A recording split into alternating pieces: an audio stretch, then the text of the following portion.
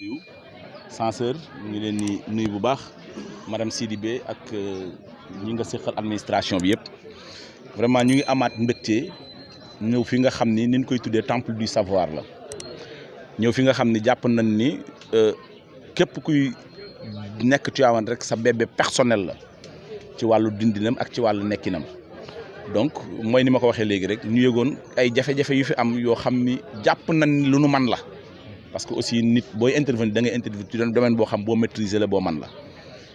donc ci la ñu indee machines yi vraiment ñu ñëw fii defaral leen seen terrain bi gannaaw bi ñu defaree terrain bi ñu jàpp ne l'école a une vie te environnement scolaire dafa am solo ci bien-être élève bi ndax jàpp nañ ne bu set amul rek facteur de contre-performance ci képp kuy jàng moo sabab vraiment au-delà de defar terrain bi ñu jàpp ni danoo war a continuer di accompagner école bi ci wàllu environnement ci wàllu cet ak ci wàllu nekkin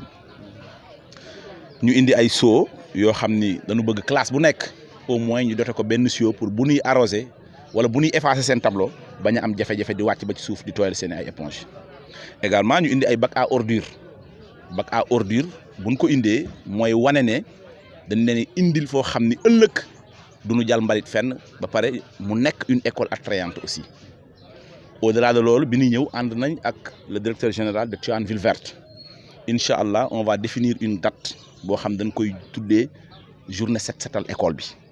moom dina ñëw avec un personnel de 300 personnes dina ñëw aussi avec tout le petit matériel qu'il faut maintenant maa ngi koy wax élèves yi léegi li ñu bëgg mooy don de soi parce que aussi nit bu ñëwee di la defal bu mu la ko gën a bëgg comme nous serons minimum 300 wax naa leen ne yéen au moins vous devrez être minimum 500 si vous êtes 500 nous sommes 300 on est 800. 800 personnes bu ñu xëyee ci école bi di ko bale foog naa ne bu ñu paree kenn ku nekk def li la war duñ fi mën a far bant. Mansour Mbengue aussi mu ngi fi. moom mooy UDE. dina leen jàppal jour boo xam ni oto bi dina ñëw ci koñ bi mais buy ñëw ci koñ bi dina dugg ba ci lycée bi lépp lu nekk ci bac à ordures ci mbalit dina ko jël yóbbu ko. donc loolu lépp ngir wax leen ne c'est le début d'un partenariat parce que aussi jàpp nañ ne partenariat bi ak lycée war naa romb foofu bi ci des comme ni ma ko waxee Mansour Ville Verte mu ngi fi da ngeen def après expression de besoin parce que école bi aussi dafa war a bokk ci Ville Verte bi ça doit être aussi une école verte boobu nag jumtukaay yi ko war a def yëpp yàlla dogal na mu ngi ci loxoom donc accompagnement bi du nekk rek ci setal école bi naam moo ci jiitu mais buñ ko setalee ba pare dinañ fexe un peu partout fépp foo xam ne jàpp ngeen ne war nañ koo defar ba mu ñoŋ ba rafet incha allah taala dinañ leen ci accompagner loolu xëy na volet environnement bi la mais volet pédagogique bi aussi incha allahu taala dinañ ci waxtaan ak censeur waxtaan ci ak proviseur yi nga xam ne yëpp jàpp na ne ay priorité la ñu dugal ci suñu loxo bu baax a baax et je sais que ni nekkinu lycée Tivaouane ki nu yabal di Diop Sy dafa nekk au cœur de ses préoccupations parce que ku ne dégg na ko Assemblée nationale muy kaas nombre de classes de seconde yi nga xam ne am na fi ak effectif pléthorique yi nga xam ne am na fi loolu sax bokk na ci li sabab mu taxaw ne département Tivaouane dama ko bëgg a laaj parce que aussi ku ne xam na ni lycée compétence su département la tey loo yor commune loo am yéene xëy na sa doole nga koy defee rek mais ci wàllu jëfin mënuloo ko donc loolu aussi bokk na ci sabab yi ñu leen di xamal ne vraiment dafa nekk au cœur de nos priorités et incha allah taala bis bu ñu leen indilee suñu programme di ngeen ko xam donc ngeen jàpp ne c'est le début du partenariat et c'est un partenariat aussi boo xam ne dafay continuer parce que tamit jàpp nañ ne xale yi tey sunu ay doom ñoo fi nekk sunu ay jarbaat ñoo fi nekk sunu ay rakk ñoo fi nekk te bu nu amee njàng mu ñoŋ incha allahu taala dinañ mën ëllëg. sànq Mansour si mu ngi koy wax mu ngi naan podium bii fi nekk mën naa ko fi defar dimbali leen ma ngeen karoleel ma ko parce que kooku am na lu mu jëmbat donc keneen ak keneen noonu keneen ak keneen loolu et je pense que ni tey bu ñu demee ba Tivaouane am ay xale yu baree yu réussir lii mën na leen a inspiré. ñu ni dama war a delluwaat ci école ba même bu fekkee benn bant laa fa yëkkati sax ma yëkkati ko fa. donc daal vraiment monsieur le proviseur kaddu gi xëy na mën na bañ a gudd mais jàppale ni daal vraiment Diop Sy mi nu yabal mu ngi am mbégte dugal dooleem ak ñaqam ci biir école bi ñii ñu àndal ñëpp aussi di ay doomu Tivaouane ñii ñu ci ëpp ci lycée bii sax lañ jàngee. xëy na ñun amuñu chance su jàngee fii ñu nga jàng ci lycée bu njëkk ba. mais danoo jàpp ne rek lépp continuité la. effectivement toujours on parle du lycée de Tivaouane donc ñu jàpp ne fii sunu place bopp la boo xam ni lépp lu nu xam wala lépp lu nu am wala lépp lu nu man war nañ ko koo delloo ba mu mat sëkk donc loolu moo doon kaddu yi xëy na dinañ ci remercier également sunu rakk yi Mohamed Najir Silla Habib ñi nga xam ne ñoom ñoo jiite sunu jeunesse bi et je pense que loolu mooy jeunesse une jeunesse consciente une jeunesse boo xam ne dafay xam lan mooy farata ci dëkk mu koy def donc lii aussi ñoom buñ amee xalaat bi am idée bi ñëw tegal ko président Diop Sy ne ko lycée am na jafe-jafe sàngam mu déployer des moyens colossaux parce qu'il faut le dire ndax tey location journée gradeur location pelle mécanique location camion minimum boo ko boolee ça tourne autour minimum d'1 million wala de 2 millions donc mu déployer ko def ko aussi ak xol bu yaatu def ko aussi ak yéene def ko aussi ak perspective yi nga xam ne ci lañ jëm mooy fexe ba école Tivaouane bi lycée Tivaouane nekk d'abord une école d'excellence mais nekk également école boo xam ni day nekk école royukaay au niveau national comme au niveau international et je pense que ni Tivaouane loolu la yellool ndax ku wax Seydi Hadji Malick doo ci génne xam-xam lycée bi tudd Serigne Babacar Sy loolu rek jar na kenn ku nekk wax dëgg yàlla nga def ci sa am def ci sa xam-xam def ci sa mën-mën donc maa ngi guddal te warul censeur loolu moo doon kàddu yi nga xam ne bëggoon naa ko ci rotal xëy na du ñàkk bu fekkee am na loo xam ni matul sama rakk Najir ñoom Babacar ñoom Bekkaay Modou Gueye donc bi ñu ñëw aussi dañu ànd ak délégation c'est important aussi bu nu taxawee ñu wax leen ñi nu àndal ñu ngi ànd ak responsable jeunesse féminine di Ami Mbaye nekk aussi koo xam ne produit lycée Tivaouane la ku lycée Tivaouane ñor aussi ànd ak sunu jigéen ñi ànd ak Bekkaay Alioune Diop Alioune on ne le présente plus ndax élèves lycée yi ñëpp a ngi naan ko Alioune mbaa doo ñëwaat xam naa ne da leen a sonaloon ndax moom loolu la yàlla dogal ànd ak Pape Toro donc ànd ak sunu mag Ablaye Mbuub li may def nii yàlla dogal na moom ma ko dàq fuuf xëy na daf ma koo cërale rek ma ci nabi te xarañu ma ci lool ànd ak aussi ni ma ko waxee léegi monsieur le directeur général de Tivaouane Ville Verte di doomu sunu papa Khalifa Sy Baye Mbacké moom foog naa ne bu ñëwee fii du fi nekk gan ànd ak sunu frère Mamadou Mansour Mbengue maa ngi koy tudd léegi moom mooy DG wu UDE donc tey moom vraiment délégation bu riche laa indil ay directeurs généraux rek laa àndal tey bi may ñëw fii donc vraiment fekk fi aussi ay nit de qualité parce que boo ñëwee ci école censeur teeru la proviseur teeru la xam nga le coordinateur teeru la surveillance teeru la donc je pense que ni école bi yëpp teeru na la toute l'administration est là bu élèves yi ñëwee bu ñëwul jàpp nañu daal école lycée Ababacar Sy ñëpp teew nañ donc monsieur le proviseur ñu ngi santaat encore une fois di gërëm di leen wax ni daal ñu ngi joxantewaat rendez-vous jour bu ñu jàpp fii rek incha allah pour que Mansour puisse faire véritablement le suivi merci beaucoup. bàyyi la rek nga def. aywa bisimilah. salaamaaleykum wa rahmatullah wa barakatuhu. Seydi Khalifa monsieur Mboup sëñ Mansour monsieur Ba ak délégation bi ngeen àndal ñoo ngi leen di ziar di leen dalal ak jàmm lycée Ababacar Sy di leen exprimer le grand plaisir bi ñuy sentir pour dalal leen surtout geste bi ngeen def muy un geste qui nous est allé droit au cœur mu ñëw dans un contexte boo xamante ni wax dëgg yàlla yitteel nañu loolu ndax ku ne rentrée scolaire li ngay njëkk a xalaat mooy le cadre de vie donc le désherbage pour que au moins xale yi mën a dugg ci classe yi ak xel mu dal kon nag ñoo ngi leen di jaajëfal ki leen yebal muy monsieur Diop Sy maire et à travers sa structure qu'on appelle UCG UDE donc ñoo ngi koy remercier ndax xam nañu importance su environnement waaye xam nañu aussi comme ni nga ko waxee le coût mi nga xamante ni moo déplacé mooy tax engin déplacé wu ak li mu làmboo yëpp vous voyez xaw ma nag ndaka la demee ak UCG aussi ah ndax Diop Sy mooy gérer UCG en même temps ou bien moom UDE rek UDE la féetewoo loolu aussi xam naa ne xëy na dese naa ko maîtriser waaye yaakaar naa ni wax wala yóbbante sant ngërëm ñi fi jaar aussi def fi lu baax yàqul dara ci yéen seen baax moo tax ma tudd sa UCG ndax bi may démarrer année scolaire bi désherbage a été ma préoccupation ma am ci ñu ma yaakaaroon loolu nag sama gouvernement scolaire sax xaw a am faay ci côté boobu mobilisation bi waaye UCG ñoo defal ma fi liggéey bu mucc ayib boo xamante ni tey na permettre nañu tey jii ñu démarrer au moins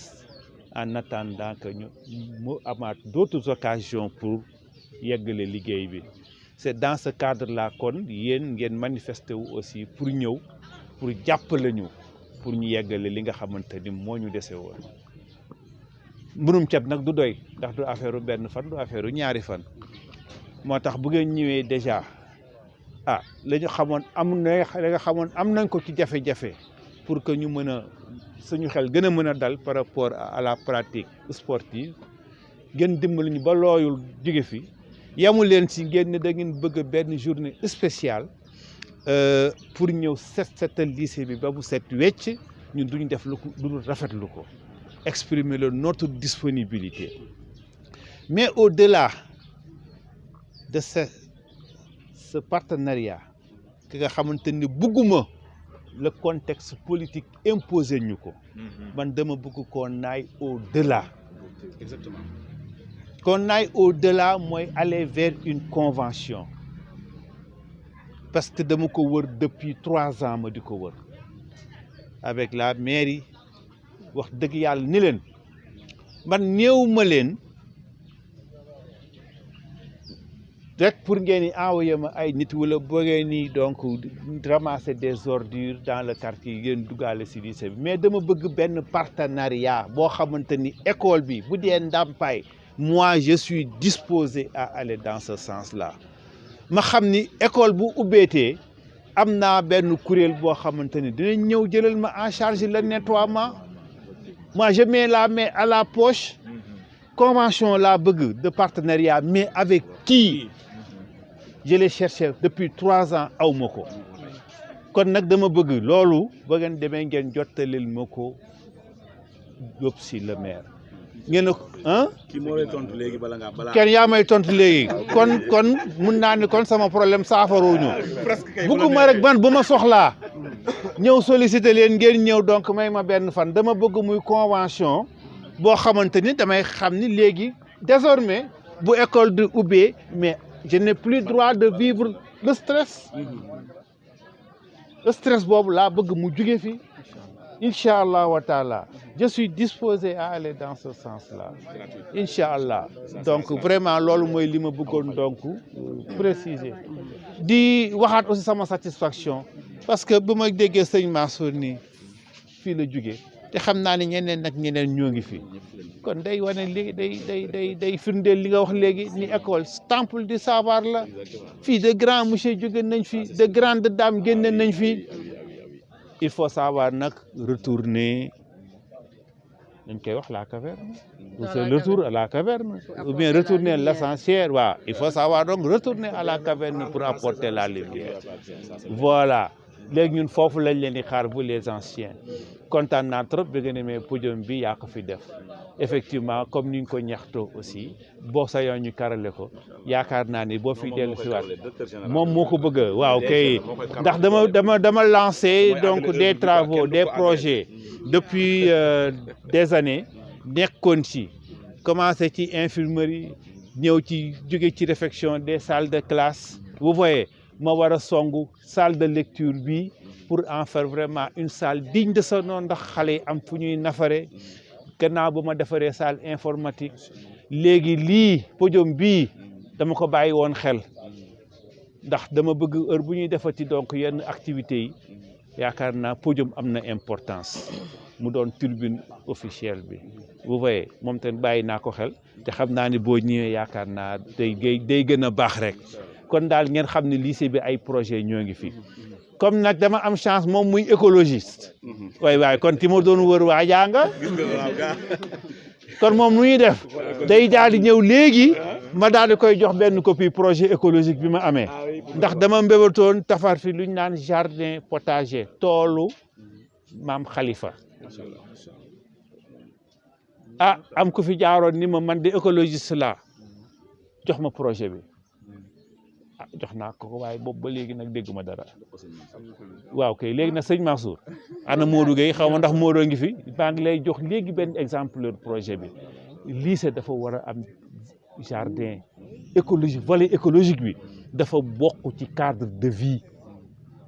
te dama ko jox ak ba bëgg a jox akam ba mu mat sëkk léegi nag ku ma jàppale ci loolu laay wër boobu ba léegi kon nag am na ko kon jeex na yéen ñëpp vous êtes témoin de waaw li nga njëkk a ñaxtu waaw mu ngi ci loo xam convention bi waaw après di ngeen ko signé incha allah mu leer ni lii sa ñaxtu bi fétti na boor inquiétude bi maanaam dëgg bi sekki nañ ko waaw baax na bu la koy defal aussi waaw du la ko defal laaj la ñaari dërëm fa tabarakallah gratuit fa tabarakallah gratuit fa tabarakallah beneen bi ci des waaw bi nga ñaxtu ba defal ko nit sottiwul waaw beneen sëriñ Mansour bi nga donc kon daal UDE réglé na sama problème waaye yéen laa doon wër waaye kon gaañaa ngi kon daal gaañaa ngi kon daal nañu mën naa rafet njort 100 heures kon nag boo jugee wax ak xale yi ma delloo si cadeau bi fa tabarakallah rafet na trop donc di leen dolli ñaax rek maa ngi am léegi réunion ak gouvernement scolaire donc lii c'est l'occasion ñu discuter ci par rapport à votre journée aussi yaakaar naa ne bu ñu corriger les impairs que nous avons connus par rapport à la première initiative qui a vraiment échoué je le dis parce que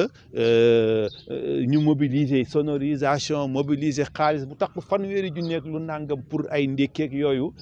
rien que pour xale yi donc participer ci set setal bi ñu romb ma nii wax dëgg yàlla ak seen bras yeeg ak defar seen ba mu baax romb ñu waaw vous avez le nombre waaw loolu daal moom metti na ma fu ma gis xale yi moom laa njëkk a wax waaw kay incha allah yàlla na bu ñu loolu dal te yaakaar naa ne dinañ ko corriger tout de suite avec le gouvernement scolaire bu ko defee bëgg a ñuy ñëwaat mu am un engouement vraiment souhaité quoi kon daal vraiment je m'excuse d'être très long mais encore une fois au nom de toute la communauté éducative nous vous exprimons notre gratitude et nos vifs remerciements vraiment pour ces gestes qui nous est allé droit au cœur et nous espérons que vraiment la collaboration pourra continuer et aller de l'avant inchallah assalamu alaikum wa rahmatullahi wa barakatuh tabarakallah Nazir ana Nazir bismillah jërëjëf waaw salaamaaleykum wa rahmatullah taala wa barakatuhu ñu ngi nuyu ñëpp mënoon nañ sax bañ a yëkkati kàddu ndax yaakaar naa ni suñuy kilifa le président Khalifa Ababacar Gaye bu waxee rek je pense que yóbbaaleen ñun ñëpp di nuyu censeur di nuyu proviseur ak personnel bi ñu fi fekk mais aussi mënuñu wax te duñu nuyu kenn parce que dañuy wax ni boo demee ci mbooloo fekk fa ku la jàngal xam-xam wala ko def si yow benn xam-xam jëmmal ko ba ñëpp xam ko donc di nuyu baax a baax monsieur Sonko mi nga xam ne ñun bi ñu def terminal L2 éco ici en 2017 moom moo ñu yoroon en histoire et en géographie donc di ko nuyu bu baax di nuyu aussi ñi fi fekk ñëpp di kontaan parce que li tax ñuy kontaan mooy dañ fi nekk pour 2 casquettes benn bi mooy des jeunes du président Demba Diop Sy mais beneen bi aussi mooy des produits du lycée Ababacar Sy de Tivaouane donc li tax ñuy remercier le président Demba Diop Sy nag c'est parce que li monsieur Ndiaye wax sànq il nous a permis aujourd'hui de rendre à César ce qui appartient à César parce que je pense que kenn ku jaar ci lycée bi nekk fi un jeune génnee fi booy ñaan mooy nga dem ba am dara ñëw dellowaat ko ci lycée Ababacar Sy de Tivaouane et je pense que loolu jox nañu tey ji li nga xam ne moo di permission boobu beneen bi aussi mooy li nga xam ni Mansour wax na ko sànq il fut président du FOSCO du lycée Ababacar Sy de Tivaouane année boobu ñu ngi def seconde su ma juumul ci nañ def podium bi donc yooyu yëpp nekk des fiertés di kontaan bu baax aussi ci li nga xamante ne nii kaddu yu yëkkati nañ ko fi tey parce que je pense que ñun le président Demba Diop Sy lim ñu jox di gëdd ñu jaarale ko ci le coordonnateur Habib Dramé ak comité de pilotage des jeunes bi nga xam te ñoom la àndal ci liggéey bi wane na ni am na fu mu tekk jeunesse bi parce que bi yàlla dogalee information bi ñu jot ko à travers Mohamed mais toog nga xam ni moo nekk le président du club littérature bu lycée bi wooñu ci guddi expliqué ñu ko ma wax ko Mansour le grand Mansour le président directeur général de UDE ci saa si mu ni ma loolu Najir amul xaar demain à la première heure yóbbu leen oto yi ñu dem defar ko je pense que bi ñu xëyee avec la présence de Moussa Ndiaye oto yi dañu ñëw directement mu yebal fi ñaari dragueur yebal fi aussi camion ñu ñëw defar terrain bi bi ñu paree ci saa si ils nous ont dit que dañu am problème Mohamed ni ma même bu ñuy effacer tableau yi dañuy jógee ci kaw wàcc suuf di tooyal éponge et je pense que loolu nekkoon aussi beneen jafe-jafe ci saa si j'ai contacté le président Khalifa Ababacar Gaye mu ne ma Nazir show ñaata lay jar moo ko wax mu mën a dem ma laaj leen vous avez besoin de combien de show ñu ne 39 voire 40 mu dem jënd 50 show indil leen bi ñu ñëwee aussi nous avions constaté que école bi effectivement am na problème pour déposer des ordures bi ko le président Khalifa gisee aussi il a transmis le message à grand Mansour le président directeur général de UDE mu ni aussi bu ñu dem nañuy fexe yóbbaale lu mu gàtt-gàtt ñetti bac à ordures et je pense que yamuñu foofu dinañu fi ñëwaat comme ni ma ko waxee la jeunesse du CPJE di le comité de pilotage des jeunes dina def une très forte mobilisation ànd kook ñi nga xam te ñoo di waa Malikia service bu ñëwee aussi fekk fi élèves yi ensemble ñu mën a terminer li nga xam te ni moo di liggéey bi et je pense que aussi bu fi beneen xalaat génnee mooy signer une convention entre li nga xam te ni moo di UDE l'école loolu dafay nekk une satisfaction totale kon mën nañu wax ni si c'était des objectifs dem nañ ci li nga xam te ni moo di atteindre d'objectif bi donc ñu ngi ci bég bu baax a baax ndax le président Demba Diop bu defee lii ñun la ko defal ñun doomi Tivaouane parce que ñun la waroon ñu def ko donc bu yàlla dogalee mu def ko ci dooleem ak poosam ak kartanam ñun d'abord dañuy àndandook lycée bi ak élèves yi fi nekk ak personnel bi delloo ko njukkal sant ko ci gërëm ko ci parce que il a bien compris ce vieux dicton qui disait que l'éducation est l'arme la plus puissante pour diriger le monde et je pense que ceci était dit par Nelson Mandela bu yaakaar bu defee ni mu dem ba comprendre ko di ko doxal ci ay mbiram je pense que loolu doy na sant yàlla donc ñu ngi kontaan bu baax a baax ci taxawaay bi di rafetlu bu baax a baax aussi te di ñaan le président Demba Diop Sy sumb bi nga xam te ni sumb na ko parce que li mbébét la boo ko dégloo ci ay waxam da nga xam ni il a beaucoup de projets envers li nga xam te mooy l'éducation tivaouanoise donc loolu nag ñun c'est un combat que nous portons en tant que des jeunes pour li muy sumb li muy yóotu muy la mairie de Tivaouane nga xam te ni dara taxul mu koy yóotu lu dul li nga xam te ni ay jàmbat la ak jooy yi nga xam te ni jeunes yi ñu ngi koy jooy jigéen ñi di ko jooy mag ñi di ko jooy ñu jàppale ko si fexe ba loolu mu jot si incha allah pour ñun ñëpp ñu mën a am satisfaction totale wasalaamaaleykum wa rahmatullahi taala wa barakatuh. Machallah. Non, non, c'est bien. Non, non, ñaan. C'est Mansour. Sëñ Mansour na joxe ñaan. C'est le sëñ jaxali waay. Joxe waay kay. Joxe ñaan.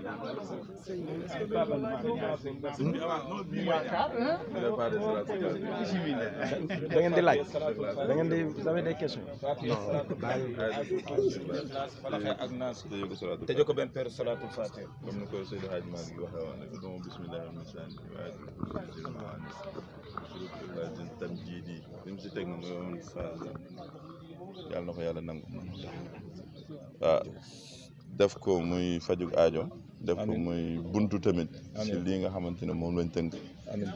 ñaan yàlla mu mottali ko si dara yonent bi dem ba lycée Tivaouane bi donc bokk si lycée yi ñu gën a ràññee si Sénégal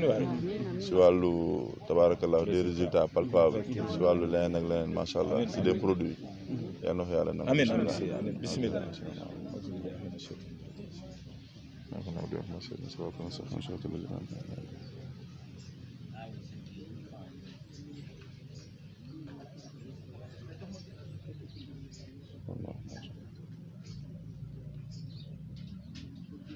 اللهم إنا نسألك يا الله يا الله يا الله أنت الرحمن الرحيم يا خير المتخذين أخذنا يا حنان يا منان أدركنا يا رزاق ارزقنا